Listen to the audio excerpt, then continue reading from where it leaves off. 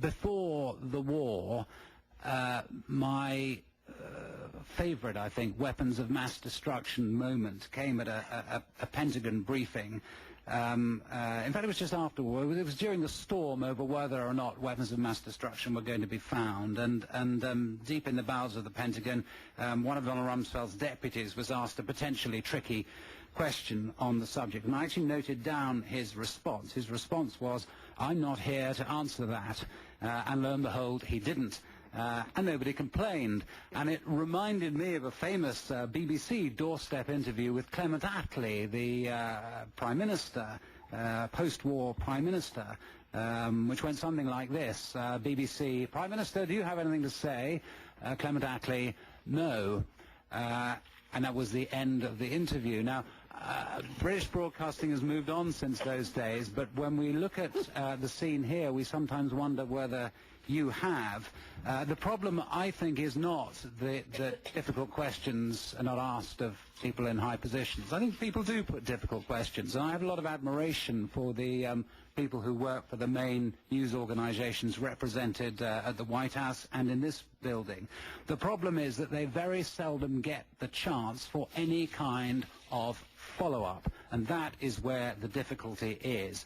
And the difference between here and the situation back in Britain is that in Britain we expect, as part of our national life, that politicians put themselves in front of the media, not just for question and answer sessions where people can be batted away in the way that Donald Rumsfeld treats the Pentagon press corps like sort of naughty children at a old British public school where they're all involved in tittering at each other as someone gets a question wrong or slips up or Mr. Rumsfeld says something funny, but in a way that is really serious and forensic. There was a situation just before the war where David Dimbleby, one of our senior interviewers, came to America and interviewed Donald Rumsfeld.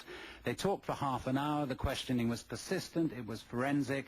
And I spent several days afterwards going on radio stations here explaining to quite shocked people how that was perfectly normal in Britain. Mr. Rumsfeld was asked questions when the interviewer felt they didn't respond fully enough. He was asked again. Quite often in Britain, I mean, there's a famous case where a government minister, the minister in charge of prisons, was asked the same question, I think, 20 times. The interviewer just kept on asking the question. I should say, he still didn't answer the question, but it was pretty obvious to anyone watching what was going on. And that is part of your difficulty here, that you have this situation, you have this setup where people do ask tough questions, even sometimes the president himself, but there is no formal, structured follow-up. Now, what you do about that, frankly, I haven't the foggiest idea, and that's something I throw out to you. You have an issue here, it seems to me, with deference to authority. In Britain, we do not generally admire or respect our politicians. Now, there are many people in Britain who say that is a bad thing, that actually we've gone too far in the other direction.